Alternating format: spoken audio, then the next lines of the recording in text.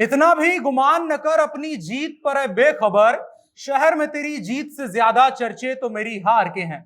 ये शेर आरजेडी समर्थकों के लिए है। एमएलसी चुनाव के बाद जब नतीजे आएंगे तो काम आएगा, क्योंकि समीकरण यही कह रहे हैं कि तेजस्वी यादव और राष्ट्रीय जनता दल के हाथों में बहुत सीटें तो नहीं आएंगी, लेकिन वो हार करके भी जीत जाएंगे और भाजपा सबसे ज्यादा सीटें जीत करके भी हार जाएगी। फिलहाल चुनावी चाशनी में डूबी जलेबी यही कह रही है कि जो ज्यादा के चक्कर में है उसको फीकी मिलेगी और जिसको पता है कि कम मिलने वाली है उसको जितनी मिलेगी उतनी मीठी मिलेगी। समझाते हैं, लेकिन उससे पहले नमस्कार, मेरा नाम है अनुराग मिश्रा और ये है जनता जंक्शन शो। तो चुनावी जानकार कह ये रहे हैं कि एनडीए को 16-17 सीटें मिल सकती हैं। राष्ट्रीय जनता दल के खाते में 5 से 7 सीटें आती हुई नजर आ रही हैं। 3-4 सीटें निर्दलीय लोग पा सकते हैं। यही समीकरण दैनिक भास्कर की वेबसाइट ने भी लिखा है। अब सवाल है कि ऐसा क्यों कहा जा रहा है कि भाजपा जीत करके भी हार जाएगी और राष्ट्रीय जनता दल हार करके भी जीत जाएगी। तो इसको समझने के लिए हमें थोड़ा पीछे जाना पड़ेगा, पिछले साल जाना पड़ेगा। कुल 24 एमएलसी रिटायर हुए थे जुलाई 2021 में। इनमें 18 एमएलसी एनडीए के थे, एक राष्ट्रीय जनता दल का था। कुछ लोग राष्ट्रीय जनता दल से उससे पहले छिटके थे, लेकिन आधिकारिक रूप से एक ही रिटायर हुआ था। अब उनको 5 से 7 सीटें मिलने का समीकरण चल रहा है। दूसरी तरफ एनडीए के 18 में से जो भाजपा के कोटे से थे वो 12 लोग रिटायर हुए थे। एक दरभंगा के एमएलसी सुनील सिंह का निधन हुआ था। कुल मिलाकर के 13 सीटें भाजपा की खाली हुई थी और टोटल 16-17 मिल रही हैं एनडीए की हिस्सेदारी की। और एनडीए में हिस्सेदारी की बात करें तो 8 से 9 सीटें भाजपा को हिस्सेदारी में मिलेंगी अगर वो 15 से 17 सीटें जीतती है तो। इसके अलावा 13 रिटायर हुए हैं इधर, तो 8-9 मिल रहे हैं। मतलब साफ साफ 3 से 4 सीटों का नुकसान हो रहा है। और तेजस्वी के पाले में 4 से 5 प्लस हो रहे हैं, क्योंकि तेजस्वी के हिस्से से एक ही रिटायर हुआ था और जितना भी उनको आगे मिलेगा वो प्लस जाएगा, इसलिए वो जीत रहे हैं। हालांकि नंबर 1 वाला तमगा भाजपा के पास ही रहेगा, लेकिन वही बात है कि कभी हमें जीत करके भी लगता है हार ही गए यार। तो इस बार भाजपा के साथ ऐसा ही होने की उम्मीद है। हालांकि खुशखबरी पूरी तरह से आरजेडी के लिए भी नहीं है, क्योंकि कई जगहों से खबरें आ रही हैं कि राजद के पदाधिकारियों का इस्तीफा हुआ है और तेजस्वी के जातिवादी से उदारवादी होने के बाद कई राष्ट्रीय जनता दल के नेता और काडर के लोग नाराज हैं। इस वजह से जो उम्मीद तेजस्वी से लगाए बैठे थे या तेजस्वी अपने आप से लगाए बैठे थे वो पूरी होती हुई नजर नहीं आ रही है। लेकिन फिर भी भाजपा को टेंशन देने भर का नंबर तेजस्वी हासिल करते हुए नजर फिलहाल आ रहे हैं। और भाजपा की टेंशन अकेले तेजस्वी या एमएलसी का चुनाव नहीं है। भाजपा की टेंशन और आगे भी कंटिन्यू रहती है। एक टेंशन और है, उनका नाम है या तो मुकेश सहनी कह लीजिए या बोचहा विधानसभा का उपचुनाव कह लीजिए। यहां पर उपचुनाव सर पर ही है, 12 अप्रैल को उपचुनाव है। वहां भी वैसे तो मुकाबला भाजपा और राजद के बीच माना जा रहा है, लेकिन मुकेश सहनी जिस तरीके से कोशिशें कर रहे हैं और लगातार भाजपा पर आरोप लगा रहे हैं और भाजपा उस चीज को रिकॉग्नाइज करते हुए उतनी ही स्पीड में जवाब दे रही है, उसको देख करके लगता है कि मुकेश सहनी हाथ पैर मार करके भाजपा को नुकसान पहुंचाने की स्थिति को प्राप्त करने की कोशिश कर रहे हैं। और जिस तरीके से भाजपा ने उनको झटका दिया है उसका बदला लेने की भी कोशिश कर रहे हैं। लेकिन फिलहाल का चुनाव उनको जीतता हुआ नजर नहीं आ रहा है, बल्कि जमीन बनाने में बीतता हुआ नजर आ रहा है कि हाँ, वो अपने लिए आगे भविष्य का जमीन अच्छी सी तैयार कर सकते हैं। लेकिन वो फिलहाल भाजपा के लिए टेंशन थोड़े बहुत बने हुए हैं। लेकिन एक वर्ग ये भी कह रहा है कि मुकेश सहनी जो वोट लेकर के आएंगे वो भाजपा का वोट नहीं होगा, बल्कि वो राजद का वोट रहने वाला है और भाजपा के लिए ज्यादा मुश्किल रहेगा भी नहीं। मतलब जो कुछ समीकरण अभी बन रहा है, लेकिन भाजपा नेताओं के माथे की लकीरें बता रही हैं कि मामला कहीं तो अटका हुआ है। तो क्या वो चिराग पासवान है? चिराग पासवान पहले तो भाजपा के साथ थे, लेकिन बंगला कांड होने के बाद उनके भी सुर बदले बदले नजर आ रहे हैं और वो फिलहाल तेजस्वी के साथ खड़े हुए नजर आ रहे हैं। और याद करिए 2020 का विधानसभा चुनाव, चिराग को अपनी ही जाति के नेता और बोचहा के तब के जीते बीआईपी और एनडीए के प्रत्याशी स्वर्गीय मुसाफिर पासवान के सामने 8000 से ज्यादा उनकी पार्टी को वोट मिले थे।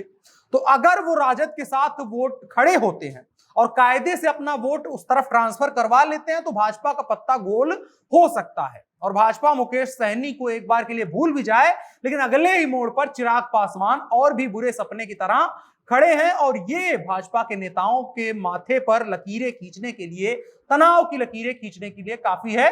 लेकिन फिर भी इन तमाम समीकरणों के बाद भी टेंशन जरूर है भाजपा के पास, लेकिन प्लस में जो फिलहाल नजर आ रही है भाजपा ही नजर आ रही है। तो एमएलसी के नतीजे क्या होंगे उसको लेकर के राष्ट्रीय जनता दल के लोग एक तरफ दावा कर रहे हैं कि ये नतीजे जो होंगे वो बिहार की राजनीति को नई दशा दिशा देने वाले होंगे। दूसरी तरफ भाजपा दावा कर रही है कि 90% सीटें जीतेंगी। ये उनके अपने अपने दावे हैं, लेकिन जो समीकरण बता रहे हैं उसमें यह बताया जा रहा है कि भाजपा थोड़ा सा माइनस में जाएगी और आरजेडी थोड़ा सा प्लस में आएगी, जो एक तरीके से बताता है कि जब बीच में विधानसभा का 5 साल का कार्यकाल जो होता है, 2-3 साल के बीच वाला जो समय होता है उसमें इसी तरह के समीकरण चलते हैं। आगे जाकर के उत्तरार्ध जब आता है सरकार का, जब खत्म होने वाली होती है सरकार और नया चुनाव होने वाला होता है, तब समीकरण क्रिस्टल क्लियर नजर आते हैं, कौन बढ़त में है कौन नुकसान में है। लेकिन इस वक्त पर बराबर का ही मामला रहता है। जनता भी और जो जनप्रतिनिधि होते हैं जो इसमें वोट करेंगे वो भी थोड़ा सा कंफ्यूज रहते हैं कि किसकी सरकार बनेगी, कौन आगे जाएगा, कौन ज्यादा पावरफुल रहेगा, ये तमाम चीजें होती है। इसके अलावा बोचहा विधानसभा सीट का भी हाल यही है, आगे इसके बाद चुनाव वहीं पर है, उपचुनाव हो रहा है। भाजपा के लिए थोड़ा सा एक प्रेस्टिजियस इशू भी बन रहा है, क्योंकि जो भाजपा है लगातार दावा कर रही है कि हमारे पास जनसमर्थन ज्यादा है बिहार में और हमको सरकार बनानी है। तो एक तरीके से आखिरी मुहर जो लगेगी वो बोचहा विधानसभा में लगेगी कि भाजपा का अपना मुख्यमंत्री बनाने का जो दावा है बिहार में वो कितना मजबूत रहने वाला है। अगर भाजपा यहां से जीतती है तो ये सुर और तेज हो जाएंगे कि अब भाजपा का मुख्यमंत्री बिहार में बनना चाहिए। ये तमाम समीकरण है। आप क्या सोच रहे हैं कमेंट बॉक्स में बता सकते हैं और साथ ही साथ कार्यक्रम को साझा भी कर सकते हैं।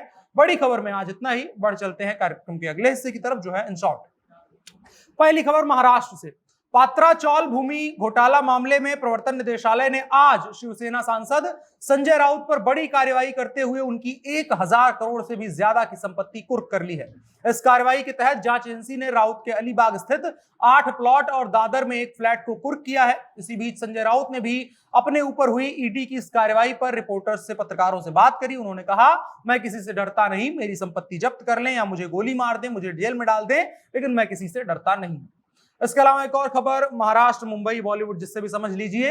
लॉस वेगस में संगीत की दुनिया का सबसे प्रतिष्ठित पुरस्कार ग्रैमी अवार्ड हाल ही में आयोजित किया गया। इस इवेंट में संगीत की दुनिया से जुड़े कई लोगों को सम्मानित किया गया। भारत के 2 संगीतकार रिकी केज और फाल्गुनी शाह भी इसमें सम्मानित हुए।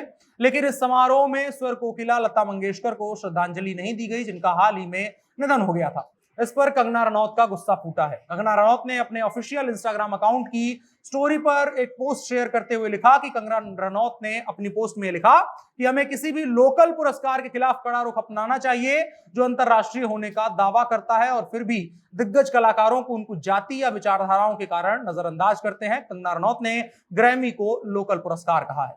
इसके अलावा एक खबर पाकिस्तान से। पाकिस्तान में चल रहे राजनीतिक संकट को लेकर के रूस ने भी अब प्रतिक्रिया दी है और अमेरिका को निशाने पर लिया है। रूस ने अमेरिका पर आरोप लगाया है कि वो पाकिस्तान के आंतरिक मामलों में दखल देने का बेशर्मी से एक और प्रयास कर रहा है।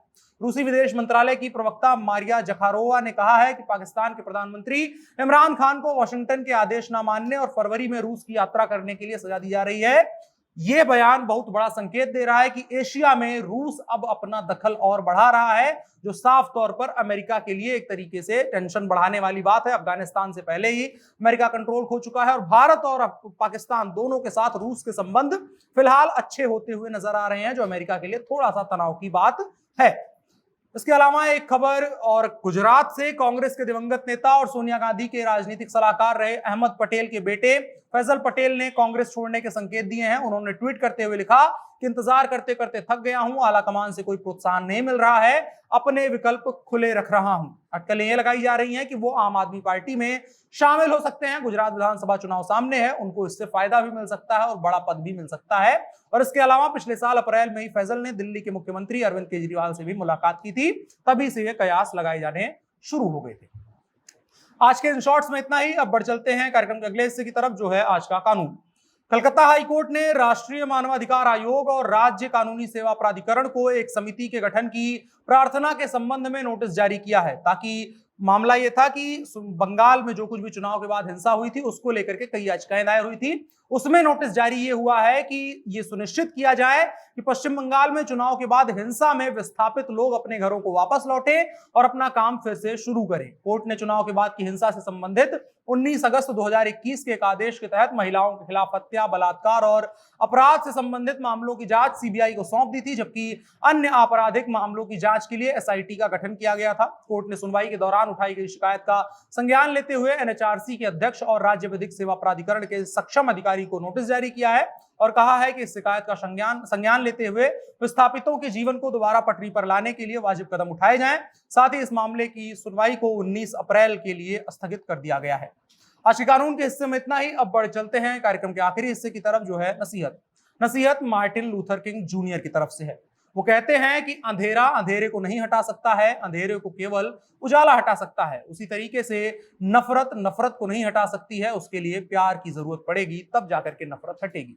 जिंदगी में अलग अलग आयामों में, समाज में या कहीं भी आप रहेंगे तो आपको इस चीज की बहुत जरूरत पड़ती है। इसको जिंदगी में अच्छे से समझ लेंगे तो तमाम मुश्किलें आपके लिए आसान हो जाएंगी। बाकी आपकी राय क्या है कमेंट बॉक्स में बता सकते हैं। फिलहाल के लिए इतना ही। मेरा नाम अनुराग मिश्रा है, आप जनता जंक्शन देख रहे थे। कैमरे पर मेरे साथ ओम प्रकाश थे। शुक्रिया।